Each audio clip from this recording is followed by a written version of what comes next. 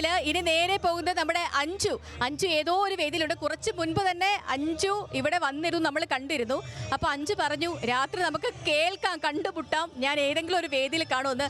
അഞ്ചു എവിടെയാണ് അഞ്ചു?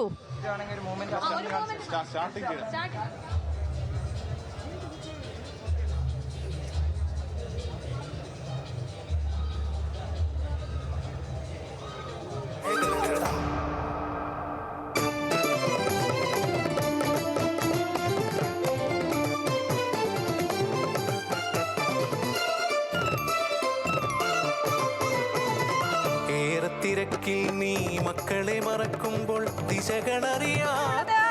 ഇതാ തിരുവനന്തപുരത്തിന്റെ സ്വന്തം മണവാട്ടി ഒപ്പനകളിക്കാർക്ക് ഒപ്പമാണ്. നമുക്ക് ഒന്ന് ഫ്രെയിമിലേക്ക് കണ്ടു കഴിഞ്ഞാൽ ഇതാ ആളുകളൊക്കെ എവിടെ. ഇത് തിരുവനന്തപുരത്തിന്റെ സ്വന്തം ടീമാണ്.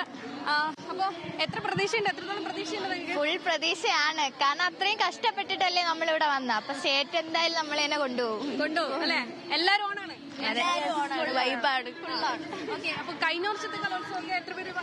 നമ്മള് 4 പേരുണ്ടായിരുന്നു കഴിഞ്ഞ വർഷത്തെ കലോത്സവത്തിന്. പക്ഷെ നമുക്ക് ജില്ല വരെ വരാൻ പറ്റുള്ളൂ. പക്ഷെ ഇത്തവണ നമ്മൾ സ്റ്റേറ്റ് വരെ വന്നു, കപ്പും കൊണ്ട് നമ്മൾ പോകുള്ളൂ. അനന്തപുരിയിൽ കലോത്സവം നടക്കുമ്പോ ആ കപ്പ് തിരുവനന്തപുരത്ത് നമ്മൾ ഇവിടെ ഉള്ളവരാണ്, നമ്മൾ ഇവിടെ നിന്ന് ഇവിടത്തെ കപ്പും കൊണ്ടേ പോകത്തുള്ളൂ.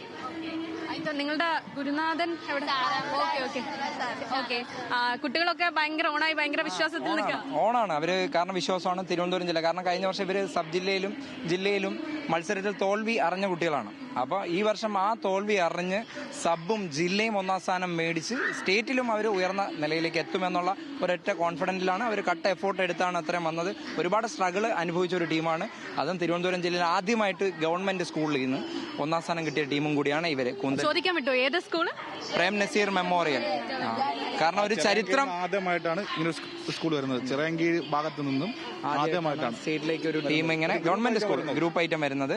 അതുപോലെ പ്രേം നസീറിന്റെ അനുസ്മരണം ഈ വരുന്ന 16-ാം തീയതി, 36-ാമത്തെ വർഷമായി അദ്ദേഹം മരണപ്പെട്ടിട്ട്. അപ്പൊ അദ്ദേഹത്തിന്റെ എന്താ പറയാ, ഒരു അങ്ങനെയും അത്രയും വലിയൊരു കലാകാരന്റെ ചിറയൻകീഴുന്ന നാട്ടിൽ നിന്നാണ് ഈ കുട്ടികൾ വരുന്നത്. പ്രത്യേകിച്ച് അദ്ദേഹത്തിന്റെ പേരിലുള്ള ഒരു സ്കൂളിൽ നിന്നും കൂടിയാണ് വന്നിരിക്കുന്നത്. അതിന്റെ അഭിമാനവും കൂടി കുട്ടികൾക്കുണ്ട്. എന്ന് വെച്ചാൽ ആ കലാകാരൻ എന്താ പറയുക, ഈ സമയത്ത് അവരെന്താണ് സ്മരിക്കുകയാണ് ഈ ഒരു ഒപ്പനയിലോടുകൂടി. അതും കൂടി അവർ പറയുന്നുണ്ട്. പിന്നെ അതുപോലെ വ്യത്യസ്തമായിട്ടുള്ള ബദർ മുന്നിൽ ഹുസ്നു ജമാന്റെ ഒരു ചരിത്രമാണ് നമ്മൾ ഈ ഒപ്പനയിലൂടെ ചെയ്യുന്നത്.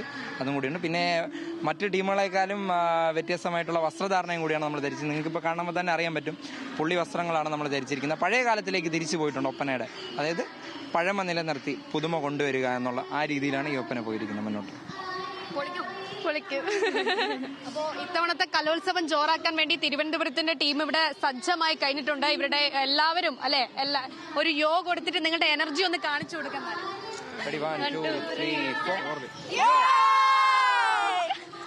ഇതാണ് സേതു. അതായത് ഇവിടെ ഇപ്പോൾ പെരിയാറിൽ ഒപ്പന മത്സരം പുരോഗമിക്കുകയാണ്. അതിനിടയിലാണ് ഇത് ഓരോ മത്സരാർത്ഥികൾ ഈ സ്റ്റേജിലേക്ക് പോകാൻ വേണ്ടി തയ്യാറെടുക്കുന്നത്. നമുക്കൊപ്പം ഉള്ളത് തിരുവനന്തപുരത്തെ പ്രേം നസീർ മെമ്മോറിയൽ സ്കൂളിലെ വിദ്യാർത്ഥികളാണ്. അപ്പം അവരുടെ ഗുരുനാഥക്കൻ അഞ്ചു ഈ മറ്റൊരു സന്തോഷം എന്താണെന്ന് വെച്ചാല്, ഞാൻ പഠിച്ച സ്കൂൾ കൂടിയാണ് Prem Nazir memorial government higher secondary school. അപ്പോൾ അവിടുത്തെ കുട്ടികൾ നമ്മുടെ സ്കൂളിൽ, ഞാൻ പഠിച്ച എൻ്റെ സ്കൂളിലെ കുട്ടികൾ സംസ്ഥാന സ്കൂൾ കലോത്സവത്തിന് വന്നത് ഇങ്ങനെ തകർത്താടുന്നത് എനിക്ക് പറഞ്ഞറിയിക്കാനാവാത്ത സന്തോഷം കൂടിയാണ്. അപ്പോൾ മക്കളെ, ഓൾ ദി വെരി ബെസ്റ്റ്. ഒത്തിരി സന്തോഷമുണ്ട് നിങ്ങളുടെയൊക്കെ കാണുമ്പോൾ, ഭയങ്കര സന്തോഷമാണ്.